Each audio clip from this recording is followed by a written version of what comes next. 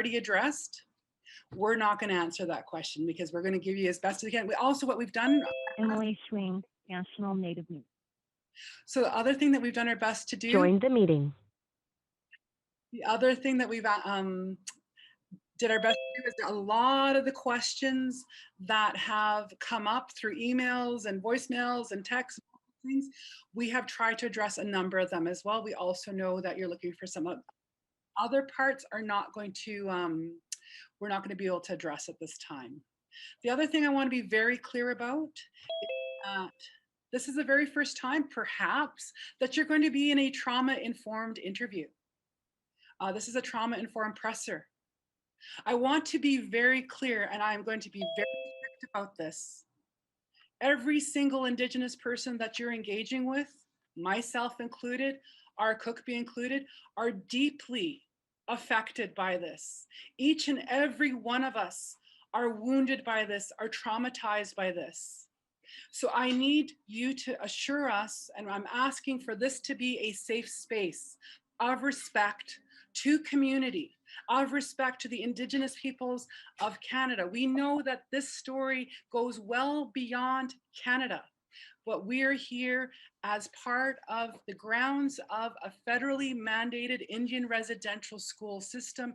That's where those babies and those little ones are.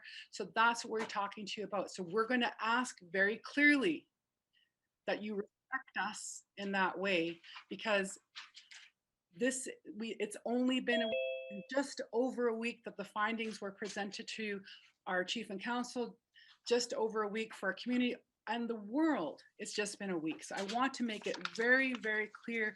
This is very early days for us. I appreciate, personally, thank you. I lift my hands to you, to each and every one of you, for helping us get that story out there.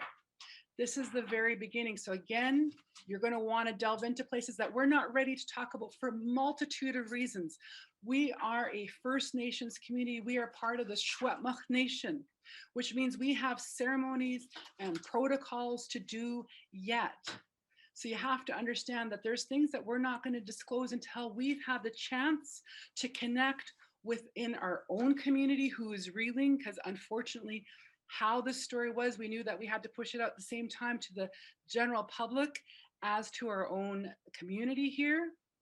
And so they're still reeling, and they still have the presence of those children in their community. So we just want you to be very aware with what we're dealing with here. There was also a question asked about if you could live stream this event out. Please no. When we want to live stream, we're going to control the when and where of live stream. We understand you're going to be recording this or aspects of this for your whatever, your radio or TV or whatever with Cook B. Roseanne, but we're not giving anyone permission to live stream this time.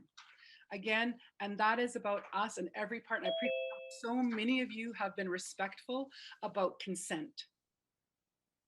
Because again, we need to maintain control here, not because it's about our egos, it's because it's so sensitive in nature. And I can tell you the outpouring of support has been amazing, but also what we are very aware of personally in our own networks, as well as a community, as Tk'emlúps to Secwépemc, is it's been made very clear that our community and our neighboring communities, our nation, Secwépemc Nation, and across Canada, people have felt like they haven't been able to catch a breath.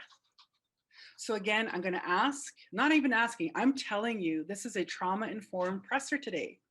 And I'm going to ask you to put your questions in the chat. We're going to try and get to them. We are going to keep a strict time today because we need to get on with the very important duties to community and to Canada this time, because, and I say Canada, I mean the other Indigenous communities.